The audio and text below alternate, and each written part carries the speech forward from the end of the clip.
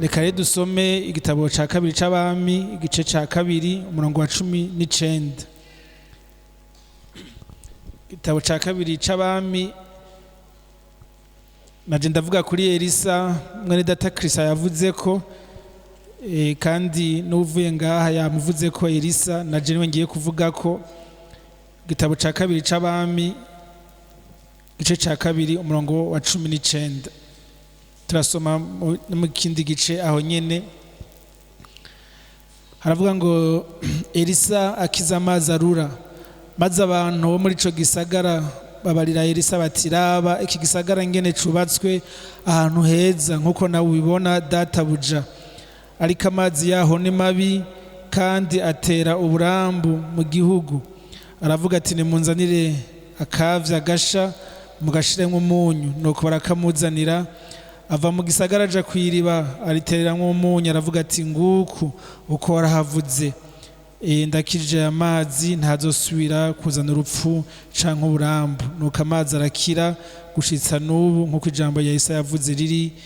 Yesu nashimwe. Igice ca kane umurongo 38 aho nyene, igice ca kane umurongo 38. Hanyuma Elisa asubira i Gilugali. Ico gihe hari harateye inzara mu gihugu, maze abiga ivyo kuvugishwa bicaye imbere yiwe. Abarira umukozi we ati tereka ya nkono nini ku ziko utereka imboga ababiga ivyo kuvugishwa. Umwe muri bo arasohoka aja ku musozi gusoroma imboga, ahasanga umutanga yamurako imitangatanga. Atega impuzu yiwe araza ayikagurira muri ya nkono bateretsemwo imboga, kuko batari bazi ivyo ari vyo.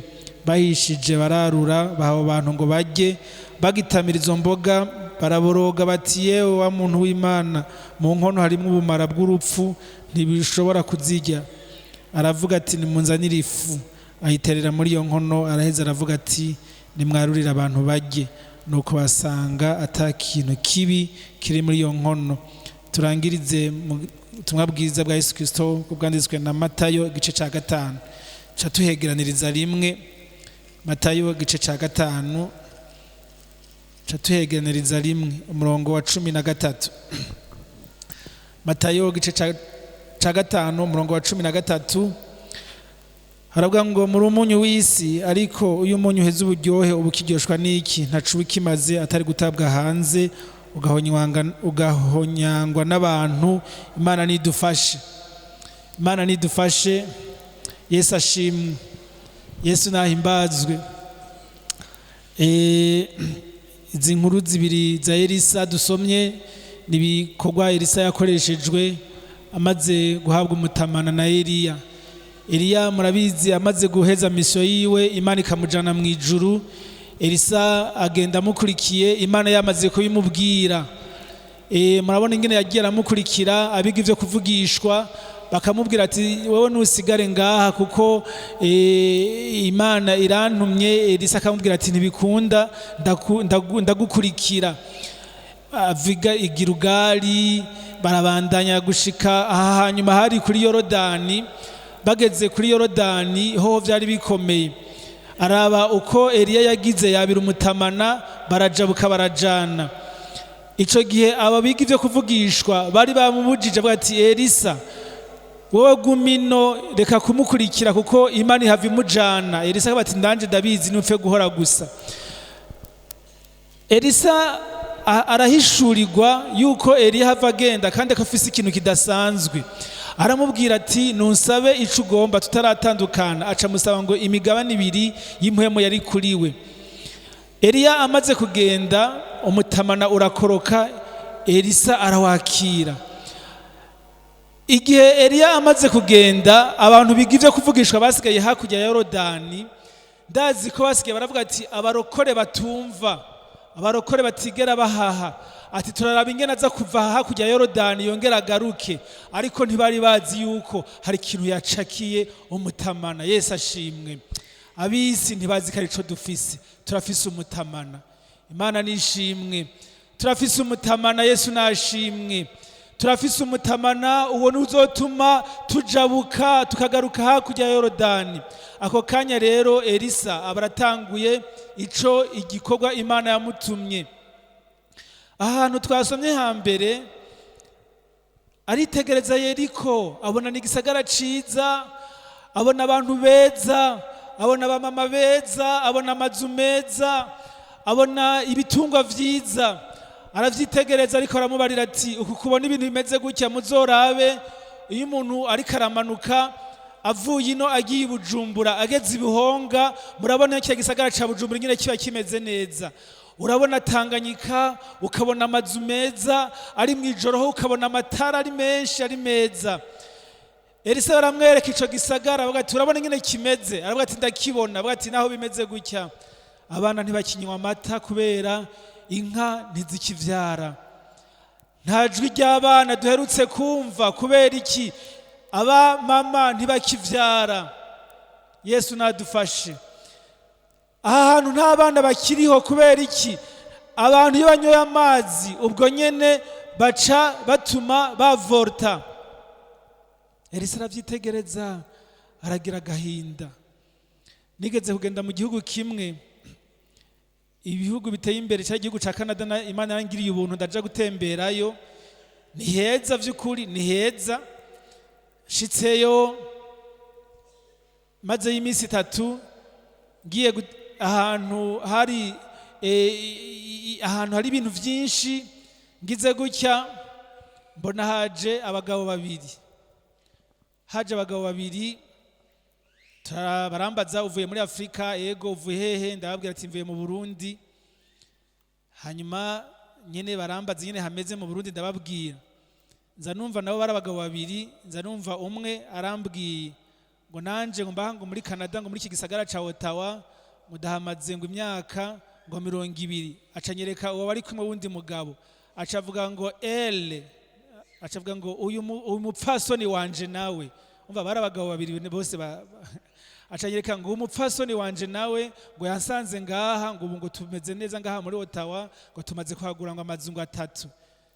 Umushatsi urashinga, ndavuga ati mu izina rya Yesu ndagowe Mana, tano naje ndagowe Kristo. Uwo muntu umugabo yanjanyeho acatangura kumbwira ati ntuvyerekane ati ko ngaha nibisanzwe, ati ifate, ati ntuzane skandale mu bantu babandi, tigerageza nyene ntubifate, ubifate ibisanzwe. Ati sishobora kwifata ibisanzwe, ati ndagusavye tuve hano dutahe. Amazi atera uburambu. Ndavuga ati nahari muri iki gihugu giteye imbere hari amazi atera uburambu, tinari igihugu gitera imbere hari amazi atera uburambu. Elisa aravyitegereza Eriko, ashavuga ati nimunzanira akavya agashasha. Yesu ashimwe. Ashira ku munyu aterera muri ayo mazi, avuga ati wa mazi we ndaguhumanuye. Murumva igikorwa Imana yadutumye bene data, ngiki gikorwa Imana yadutumye. Haleluya. Ngiki gikorwa Imana yadutumye, ngiki gikorwa Imana yadutumye. Aha muri Yeriko aho mubaye mu kibano niho hatubwiye mwene data, ndabizi haravye neza, hari ibintu bitakizana ubuzima, kubera iki amazi yaho, hari ibintu bitakizana ubuzima kubera amazi yaho, nta buzima buhari kubera amazi yaho. Abantu tukabibona mengo nibisanzwe, abantu b'Imana ibintu tukabibona ata buzima bihari, ariko tukabona mengo nibisanzwe. Si bisanzwe, harabuze umunyu wo kuzana ubuzima. Ivyo bintu vyaherera ngaho. Abandi bantu bigira ivyo kuvugishwa n'Imana bibereye mu makorasi, bibereye mu mashimwe, bariko barisengera, bumva ati mugabo barashonje, bavuga ati katwamura imboga, bafata imboga bashira mu nkono, bakizirindiriye bariko barisengera. Abarongorwa na mpwemu, ubona bavugishwa n'Imana nyene, bibereye mu vyo kuvugishwa n'Imana. Yesu ashimwe. Umwe akavuga ati aba, uwundi ati hari ico Imana imbariye, bibereye mu vya mpwemu. Abarongo mugabo ha uwundi atarazi ivyo barimwo, acarasohoka. Imana tubabarire. Ndagenda babarire abantu baduteje ingorane, n'abantu batazi ivyo turimwo. Hari abantu batazi ivyo turimwo, bakozi b'Imana. Hari abantu batazi ivyo turimwo. hari abantu batari bazi ibyo turimwo, abavugishwa bariko barivugishirizwa n'Imana, nabo gacagenda mu gahinga. None yabavuyemo gute? Wacagenda mu gahinga abona ngo ibintu nabo gashanga ibintu nabo nibaza ko ari vy'imboga navyo nyene. Ati ibintu komeye ngo ni imboga. Si imboga. Ngo ibintu ngo twibaza ko ari imboga. Abandi bariko bararirimba, abandi bariko baratazira, abandi bariko bavugishwa muri mpwemu yera, bari ku karago ngaha, abandi bariko bahishurirwa amabanga. Nawagiye ku gahinga hazana ivyo bintu ngo vy'ibitangatanga, caraza akekaguriramwo. Mvuga ituma ishengero ryabishe ibintu vyameze nabi, akekaguriramwo. Ati vyose ni imboga. Bageze ngo bararya, bari bazi yuko bashizemo imboga nziza. Bagati harimwo urupfu. Ibintu vyagenze gute? Ati ibintu vyabaye gute? Ko harimwo urupfu vyagenze gute? Ati hari umuntu yagezana ibindi bintu. Imboga zari nziza, imboga zari zitetswe zari nziza, batetse neza imboga, bashizemo n'ibintu. Murabona imboga higeze igora no guteka. Murambona umukozi ariko avugana n'ugiye mu mfasoni ngo urumva ngo isombe kugira ziryohe guteza gushiramwe utugufa ugashiramwe ibiro. Muravyumva nyine. Abavugishwe n'Imana bafashe umwanya kugira ziryohe no kuzisengera, bazisengeye. Mugahari uwundi atazi ivyari vyagiye zana ibindi ashiramo. Bariko barajya bumva birarura. Ati none vyagenze gute? Igituma birura, hari abandi bantu bazanye n'ibindi bintu. Kubera iki none bitakiryoshe? Ndatinya muri iyi minsi yuko abana bacu bazobaza ati mama mutubwira ishengero, mama mutubwira ati n'ibintu vyagenze gute? Ndashima Imana yuko ba Elisa baracariho. Haleluya. Numva hano hantu hari ba Elisa. Elisa ariko aravuga gose muri iri shengero. Hano hantu hari ba Elisa. Yewe Elisa haguruka. Elisa haguruka. Elisa haguruka. Yesu agutume. Elisa haguruka, tora urwavya, ongera uryohe Elisa. Ongera uryohe Elisa, Yesu agutume. Yongera agutume, aca afata agafu. Ongera wemera umunyu, ongera wemera ubagafu. Turarangije. Umuririmbyi araririmba ngo umuriro ni wake tubone dusubire turyohe. Yeriko ni nziza ariko yarononekaye. Imboga zari ku nkono zari nziza ariko zarononekaye. Elisa ongera uhaguruke. Umuriro ni wake, umuriro tubone kuryoha muri misi ya nyuma. Umuriro tubone kuryoha muri misi.